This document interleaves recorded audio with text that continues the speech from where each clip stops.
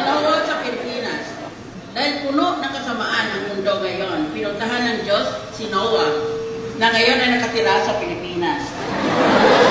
Inutos sa kanya ng Diyos, gumawa ka ulit ng isang arko. Ilagay mo dito ang 2 pares ng bawat hayop sa mundo. Pagkatapos ng 6 na buwan, uulan at babaha ng 40 araw at bugunawin ko ang mundo. Pagkalipas ng 6 na buwan, binalikan ng Diyos si Noah. Nakita niya na walang arko si Noah. Sabi ni Noah, pasensya na Lord. Hindi ko po natapos ang arko. Iba na po ang panahon ngayon. Number 1, una, kailangan ko raw po ng building permit.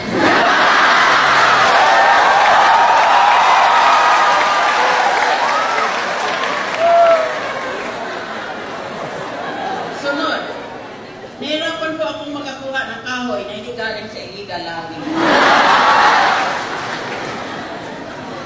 3, mahal po ang kuryente paggawa ng arko. Hindi pa ako makakuha ng discount sa Meralco. 4, nahirapan po ako makakuha ng environmental permit sa DNR dahil sa mga endangered species na dadalhin ko.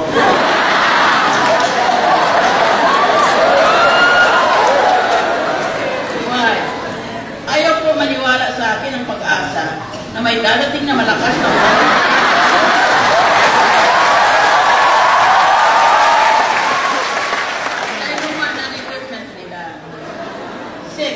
pinapa-lifestyle check ako ng BIR. Dapat daw magbayad ako ng quiz.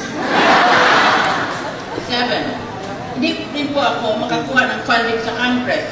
Hindi raw nila gusto yung NGO ko. Patawad po, Lord. Hindi ko po natapos ang arko sa loob ng 6 na buwan. Sumagot si Lord. Hindi ko na gugunawin ang mundo. Naunahan ako ng gobyerno.